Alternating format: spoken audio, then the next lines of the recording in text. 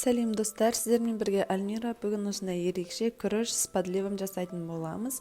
Барлық қажетті заттар описание бөліміне жазып кеттім. Ең алдымен күрішті тазалап жуып аламыз. Одан кейін табамызға 2 ас қасық май құйып, соған күрішті аздап қуырып аламыз. Сол кезде біздің күріш шашыраңқы болып пісетін болады. Бір кружка су құйғаннан кейін осылай бетін жауып қойып қоямыз. Енді подливасына кірісетін боламыз. Бұл жерде менде дайын горох және оның ішінде туралған сәбіз бар. Және менде сиыр еті болды, оны соломка ретінде турап шықтым. Егер де тез піскен қаласаңыз, кубиктап, бұдан кішкентай турасаңыз болады.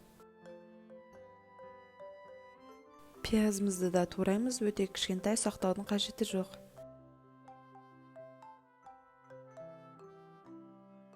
Осы кезде біздің күріш әбден бағып, пісіп болды.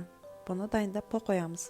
Енді етіміз дәмді бола түсу үшін 2 шай қасық немесе 3 шай қасық соевый соус, дәміне қарай тұз, паприка және қара бұрышты сеуіп шықтым. Ұзақ уақыт маринаттаудың қажеті жоқ, 5-10 минут тұрса да жеткілікті.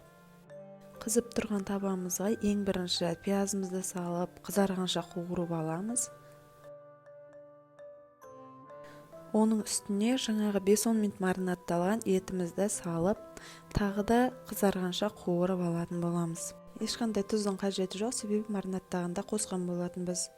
Қуырылып болғаннан кейін 1 кружка су құйып, баяу отта қайнатамыз. Горохты көп қайнатудың қажеті жоқ, сондықтан етіміз әбден піскеннен кейін үстіне салып 5-10 минут бұқтырамыз. Тамағымызды ерекше ғып беру үшін осындай үлкен ыдыстың ішіне кішкентай кесемізді салып, әдемі форма қылып, тарелкамыздың үстіне қоямыз.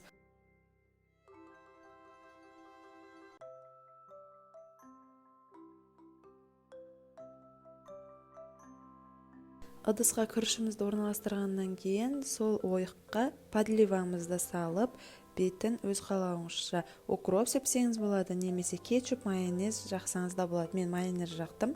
Дәмі өте ерекше, әрі дәмді болып шықты. Рецепт ұнаса каналыма тіркеліп лайк басуды ұмытпаңыздар. Ас болсын!